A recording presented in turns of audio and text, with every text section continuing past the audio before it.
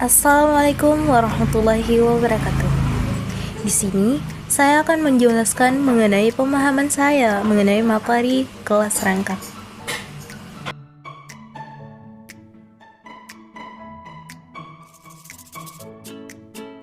PKR adalah suatu bentuk pembelajaran yang mempersyaratkan seorang guru mengajar dalam satu ruang kelas atau lebih dalam waktu yang sama dan menghadapi dua atau lebih tingkat kelas yang berbeda.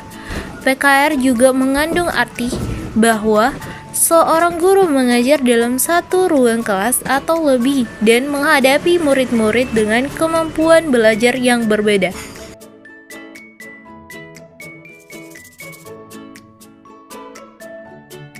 Ada beberapa alasan penting yang menyebabkan pelaksanaan perangkapan kelas, yaitu yang pertama, alasan geografis. Lokasi pembelajaran yang sulit dijangkau, terbatasnya sarana transportasi dan pemukiman penduduk yang jaraknya berjauhan. Yang kedua, alasan demografis. Mengajar murid dengan jumlah yang kecil atau murid yang tinggal di pemukiman yang jarang penduduknya, maka PKR merupakan pendekatan yang tepat dan praktis. Yang ketiga, kekurangan guru. Meskipun jumlah guru secara keseluruhan bisa dikatakan cukup, namun pada kenyataannya masih ada keluhan kekurangan guru, terutama di daerah-daerah terpencil. Yang keempat, keterbatasan ruang kelas. Di daerah yang jumlah muridnya sangat sedikit, tidak memerlukan ruang kelas lebih banyak. Tetapi di daerah lain yang memiliki sekolah dengan jumlah siswa lebih banyak dan ruang kelas yang tidak cukup, dengan demikian PKR dilakukan. Yang kelima, kehadiran guru.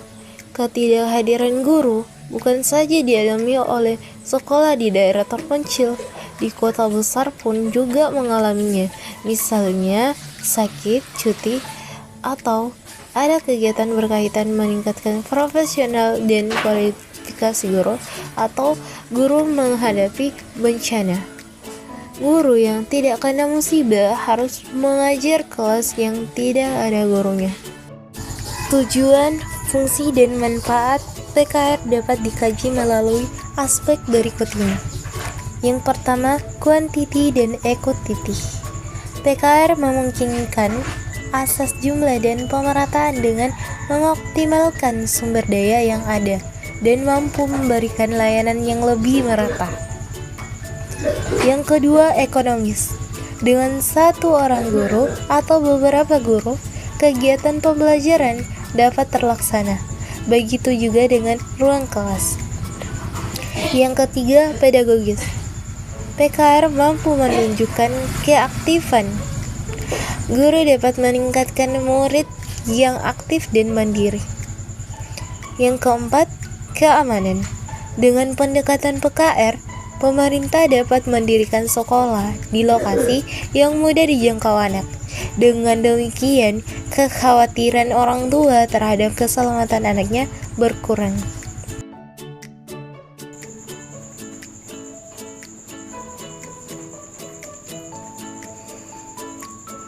Pembelajaran kelas rangkap merupakan salah satu bentuk pembelajaran yang perlu dikuasai oleh guru SD. Sebagai salah satu bentuk pembelajaran, PKR mengikuti prinsip-prinsip pembelajaran secara umum, seperti bentuk-bentuk pembelajaran yang lain, dan juga PKR mempunyai prinsip khusus sebagai berikut. Yang pertama, keserempakan kegiatan pembelajaran. Dalam PKR, guru menghadapi dua kelas atau lebih pada waktu yang bersamaan. Oleh karena itu, prinsip utama PKR adalah kegiatan belajar mengajar terjadi secara bersamaan atau serempak. Yang kedua, kadar waktu keaktifan akademik WKA tinggi. Selama PKR berlangsung, murid aktif menghayati pengalaman belajar yang bermakna. PKR tidak memberi toleransi pada banyaknya WKA yang hilang karena guru tidak terampil mengelola kelas. Makin banyak waktu yang terbuang, maka makin rendah kadar WKA, kualitas dan lamanya kegiatan berlangsung menentukan tinggi rendahnya kadar WKA. Yang ketiga, kontak psikologis guru dan murid yang berkelanjutan. Dalam PKR, guru harus selalu berusaha dengan berbagai cara agar semua murid merasa mendapat perhatian dari guru secara terus-menerus. Agar mampu melakukan hal ini, guru harus menguasai berbagai teknik. Yang keempat, pemanfaatan sumber secara efisien. Sumber dapat berupa peralatan atau sarana, orang, dan waktu. Agar terjadi WKA yang tinggi, semua jenis sumber harus dimanfaatkan secara efisien. Lingkungan, barang bekas, dan segala peralatan yang ada di sekolah dapat dimanfaatkan oleh guru PKR. 3 model pembelajaran kelas rangkap dan pengelolaannya sebagai berikut. Yang pertama ada PKR 221. 2 kelas, 2 mata pelajaran, dan 1 ruangan. Pada model PKR 221 ini, seorang guru mengajar 2 kelas, misalkan kelas 5 dan kelas 6, dengan 2 mata pelajaran, IPS dan IPA, dalam 1 ruangan. Adapun keunggulannya, memanfaatkan ruangan secara maksimal, sehingga menghemat sumber daya. Guru dapat lebih mudah memantau dan memberikan perhatian kepada seluruh siswa dalam 1 ruangan. Kegiatan pendahuluan dan penutup dapat dilakukan bersama-sama untuk kedua kelas. Kelemahannya, siswa mungkin terganggu dengan aktivitas belajar kelas lain. Guru harus membagi perhatiannya antara 2 kelas sekaligus. Model ini kurang efektif untuk materi yang membutuhkan fokus tinggi atau kegiatan praktik yang memerlukan ruangan yang luas. Yang kedua, PKR 222.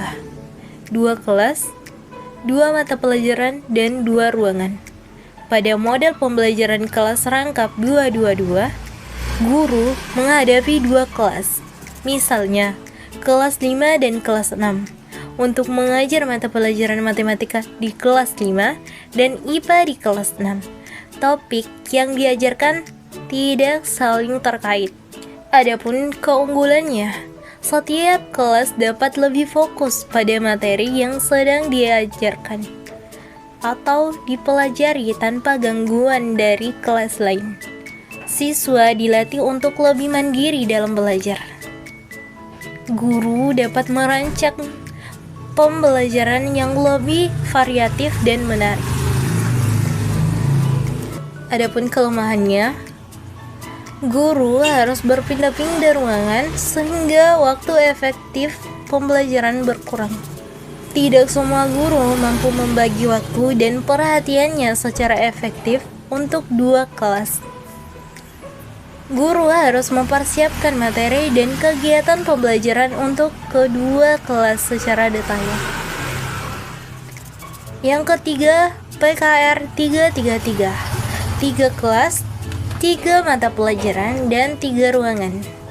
Pada model pembelajaran kelas rangkap 333, guru menghadapi 3 kelas untuk mengajar 3 mata pelajaran.